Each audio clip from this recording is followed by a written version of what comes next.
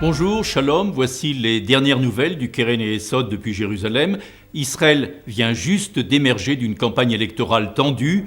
Yigal Palmor, directeur des affaires publiques à l'agence juive et ancien diplomate de haut rang, commente les élections et leurs diverses implications. Les élections se sont terminées avec un résultat que personne n'attendait. Les sondages ne voyaient pas venir une si grande victoire du Likoud. Tous les sondages donnaient les deux grands partis, Likoud et camp sioniste, à égalité. Et pourtant, nous avons vu que dans les résultats définitifs, un grand écart s'est creusé entre le Likoud et son principal rival. La victoire du Likoud place M. Netanyahou en position d'unique candidat possible au poste de Premier ministre. Il est, je crois, très raisonnable de s'attendre à une continuité dans la politique étrangère et la politique de défense. Israël devra bien entendu collaborer avec les États-Unis et avec l'Europe notamment pour l'application de ces politiques régionales. Nous avons trop de dénominateurs communs, nous avons trop d'intérêts communs pour qu'on laisse les différends et les désaccords poser des obstacles. Il faut aussi ne pas oublier que la relation avec les Palestiniens est une relation extrêmement importante, non seulement dans l'attente des pays amis, mais aussi dans l'attente des Israéliens.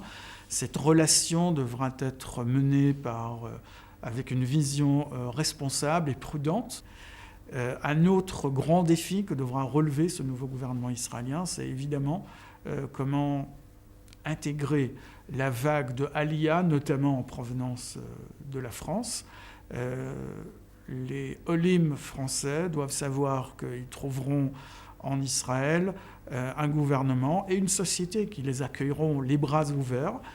Il y a des difficultés qu'il faut prendre en compte, bien entendu, notamment les équivalences et les homologations de diplômes professionnels. Le nouveau gouvernement devra s'y attacher, devra s'y atteler. Il y a des solutions qui doivent être trouvées. Et puis, évidemment, des ressources vont être débloquées pour permettre une meilleure absorption de cette vague de Aliyah à laquelle nous donnons, comme avant, notre plus chaleureuse bienvenue.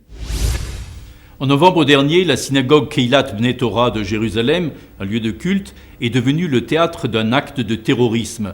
Alors que les fidèles étaient en prière, des terroristes tirant dans toutes les directions pour tuer le plus de juifs possible ont fait irruption.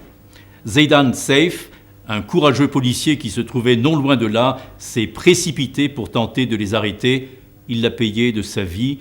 Ce courageux fils du village druze de Yanourjat laisse une femme, des parents et une fillette en bas âge.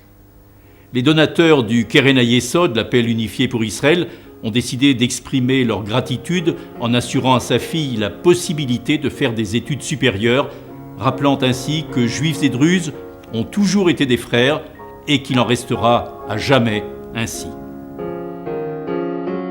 كلهم אומרים שהוא גבר, הוא בן אדם שהיה אמיץ, הוא היה בן אדם טוב, הוא היה כל הזמן, כולם אוהבים אותו, כולם. רצינו לומר לכם את מילות הנחמה והתודה, ולהעביר בעצם, אנחנו רק השליחים של התורמים הנדיבים, את הערכה וההוקרה והתודה שלהם, לכם, המשפחה שגידלה אותו. אנחנו מקווים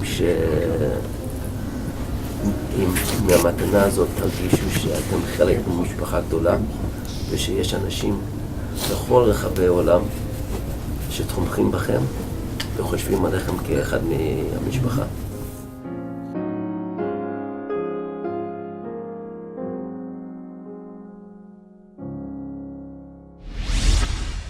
Allô, bonjour, ici Sarah Cohen de Paris. Que dois-je faire pour engager le processus d'Aliyah de ma famille, s'il vous plaît ? Le call center de l'agence juive, soutenu par le Keren Yesod, reçoit des centaines de requêtes de ce genre. Un personnel très qualifié répond à ces appels. Il est le premier contact personnel des Olim avec Israël.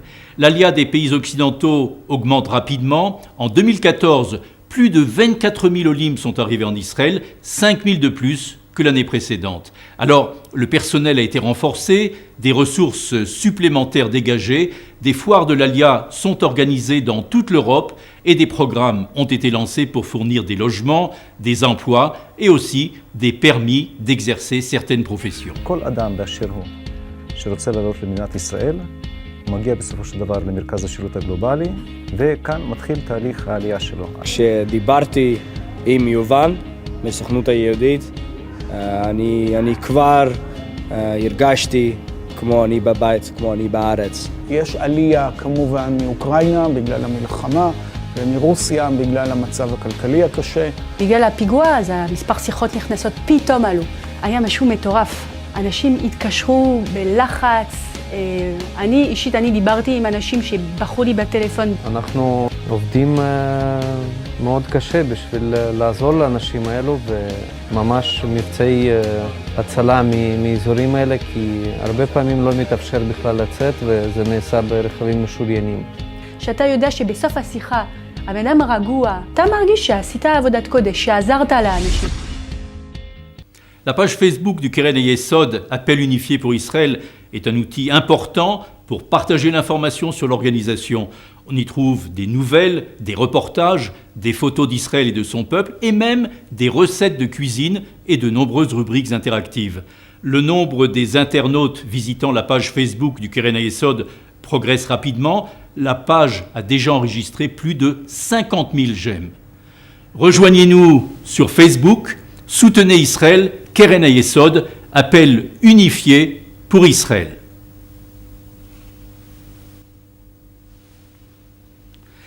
De l'esclavage à la liberté, Pessah approche. C'est une fête de famille, une fête joyeuse qui annonce le printemps, une étape décisive dans le cheminement du peuple juif de l'oppression à la souveraineté sur sa propre terre. Alors, des vœux de joyeux Pessah à tout le peuple juif et aux sympathisants d'Israël à travers le monde.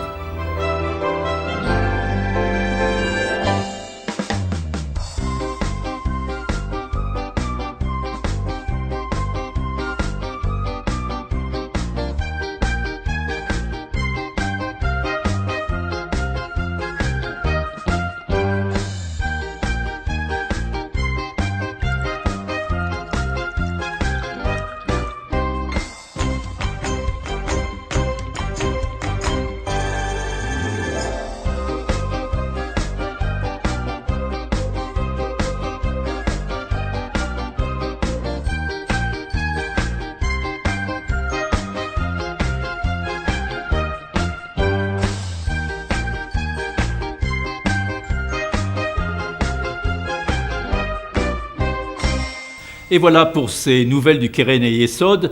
Rendez-vous bientôt pour notre prochaine édition. Et en attendant, Shalom de Jérusalem.